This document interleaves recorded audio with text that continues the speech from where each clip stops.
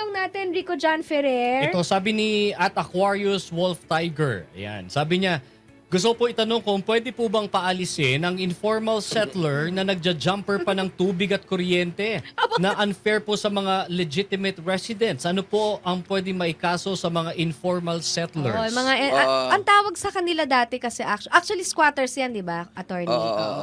Pero syempre, politically correct na tayo. So, informal settler gusto na. natin silang informal settler. Ito yung mga tayo lang ng tayo kung saan-saan. Tapos nagja-jumper pa. Okay. Linawin natin, hindi porket informal settler ka at ikay pa aalisin, ibig sabihin kinakailangan hanapan ka ng may-ari ng lupa ng relocation site. Kasi maraming mga squatters, yan ang kanilang unang sinasabi. Hindi nyo kami pwedeng paalisin kapag wala kaming relocation site. Hindi po totoo yun. Para po sa mga pribadong lupa talaga na pag-aari ng mga pribadong individual, hindi po sila persado sa ilalim ng batas maghanap ng relocation site. And in fact, kung ikaw ay informal settler, walang pahintulot, nagtayo ka ng bahay sa pribadong property ng isang pribadong individual, maaari ka niyang paalisin, kasi ang tawag sa ginawa mo ay forcible entry. Ibig sabihin, wala kang pahintulot, nagtayo ka ng bahay dyan, maraming mga aksyon ang pwedeng gawin ng may-ari. Kung ikaw ay nadiscover pa lamang sa loob ng 1 taon, maaari siyang magsampan ng kasong ejectment. Mabilis lang yan. Summary in nature yan. So, ibig sabihin, mga 6 na buwan, tapos na yan. At ang appeal niyan hanggang dun lang sa RTC level. Pagka na-desisyon na yung RTC level, tapos na. Ngayon, kung lumampas ng 1 taon, hindi ba?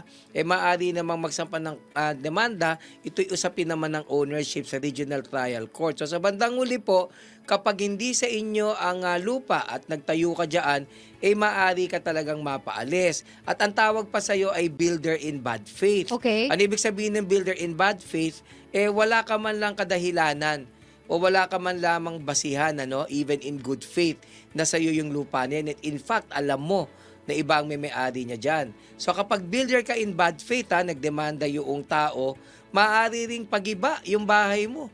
Kasi may mga squatter nang gagawin nila, wala namang nagrereklamo, nagtatayo na ng sementado. So sa ilalim ng batas, maaring ipagibayan. At wala ka magagawa pag pinagibayan, kasama yan sa magiging order ng korte at magbabayad ka pa ng danyos. Diba? Again, linawin lang po natin, hindi ka pwede pong magtayo ng bahay sa hindi mo lupa. At kapag ang lupa niyan ay pribadong lupa na isang pribadong individual, hindi ka pwedeng magmalaki na kailangan hanapan ka pa hanapan ka pa ng tinatawag natin na relocation site. So maaari ka talagang paalisin.